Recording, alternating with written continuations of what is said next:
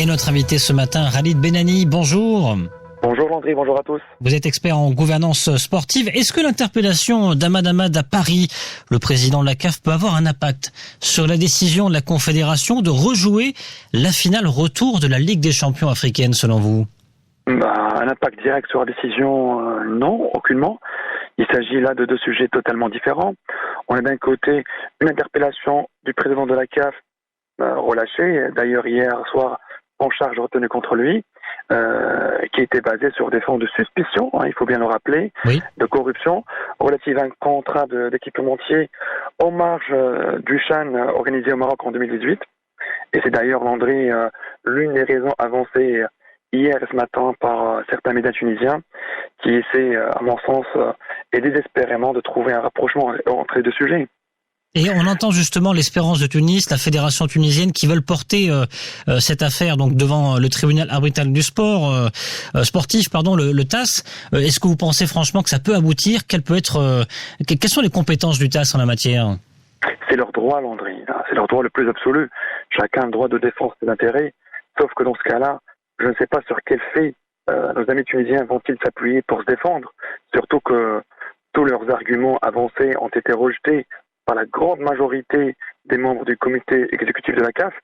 Personnellement, à la place de nos amis tunisiens, je serais un peu plus vigilant, car s'ils décident de saisir le TAS, ils risqueraient à mon avis de s'enfoncer un peu plus, voire même de perdre l'opportunité de rejouer le match en retour, surtout si le WAC, qui possède un dossier à mon avis bien plus fort, décide à son tour de saisir le dit tribunal. Ce choix de rejouer la finale retour, est-ce que vous vous y attendez personnellement, franchement ? Très franchement, oui. Personnellement, je m'y attendais, Landry. Rejouer le match était l'une des trois options probables à prendre par la CAF, en plus de l'option de confirmer la victoire de l'Espérance, option très peu probable, celle d'annoncer le Wydad vainqueur sur tapis vert, mais prenant compte de plusieurs facteurs, dont notamment, il faut le rappeler, le poids de la Tunisie et de Maroc au sein de cette instance africaine qui gère le foot, de la complexité de la situation et surtout, il ne faut pas l'oublier, de l'approche de la CAN, grande compétition footballistique de l'Afrique, et qui sera jouée pour la première fois 24 équipes. J'étais persuadé que la CAF allait opter pour la plus sage des trois options, même si en tant que Marocain, le dossier du WAC pouvait, à mon sens, lui permettre d'aller chercher la victoire sur tapis vert, mais décidément, le COMEX de la CAF a une fois de plus fait valoir la raison sur ses règlements et sur ses lois. Mais est-ce vraiment une bonne idée de refaire jouer le match ?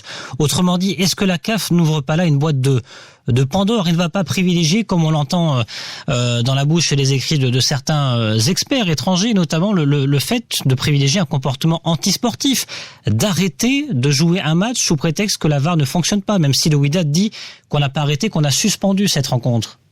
Écoute Landry, la CAF n'avait pas trop le choix. Je dirais même que la CAF n'a plus le choix.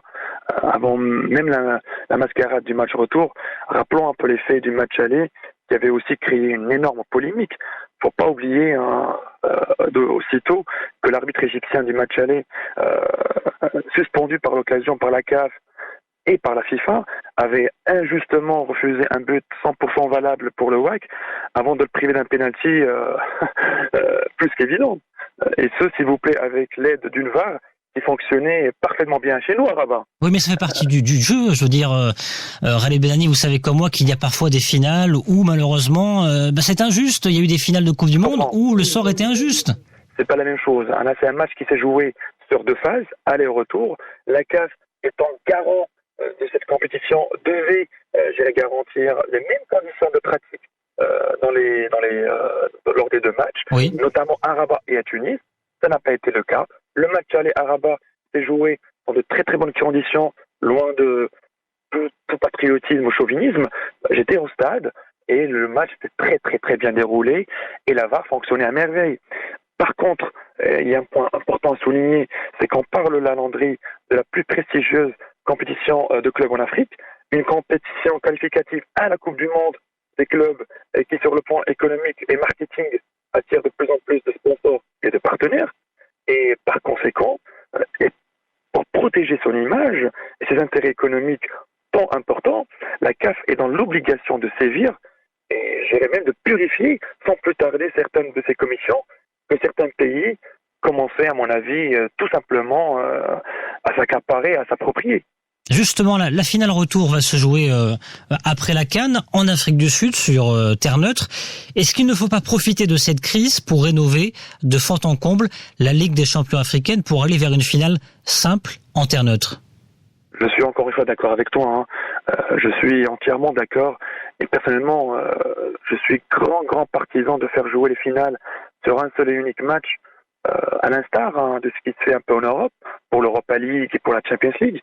Mais je crois qu'il ne sera pas si facile que ça pour la CAF de mettre en place cette formule, puisque le nombre de pays, et on le sait très bien, Landry, susceptibles d'accueillir ces grandes finales sur notre continent, dans de très bonnes conditions, serait à mon avis limité à 4 ou 5 pays maximum.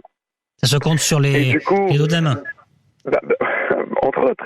Et du coup, on risque de se retrouver, Landry, chaque année dans les mêmes pays, si l'on considère qu'il y a 3 grandes finales à faire jouer, à savoir la Coupe de la CAF, la Champions League et la Super Coupe. Je voudrais qu'on revienne pour terminer sur l'interpellation d'Aman Ahmad. Alors vous l'avez précisé tout à l'heure, dès le début de l'interview, le président de la CAF qui a été relâché. On parle pour l'instant d'aucune charge qui pèserait contre lui, mais tout de même, est-ce que cette interpellation peut avoir des conséquences, peut avoir d'autres impacts au sein de la Confédération africaine de football dans les prochaines semaines, dans les prochains mois? Alors, moi personnellement, je préfère parler de ce sujet avec beaucoup de recul. Il faut remettre un peu les choses dans leur contexte. Ahmed Ahmed a été interpellé puis relâché. Il est désormais libre, sans aucune charge retenue contre lui. Il n'a pas été interdit de quitter le territoire français. On lui a pas confisqué le passeport. Il serait même attendu samedi ou bien dimanche à Bamako pour diriger une réunion de la CAF. À mon sens, s'il y avait des preuves contre lui, les choses auraient totalement été différentes. Et puis Landry, c'est un secret de polichinelle.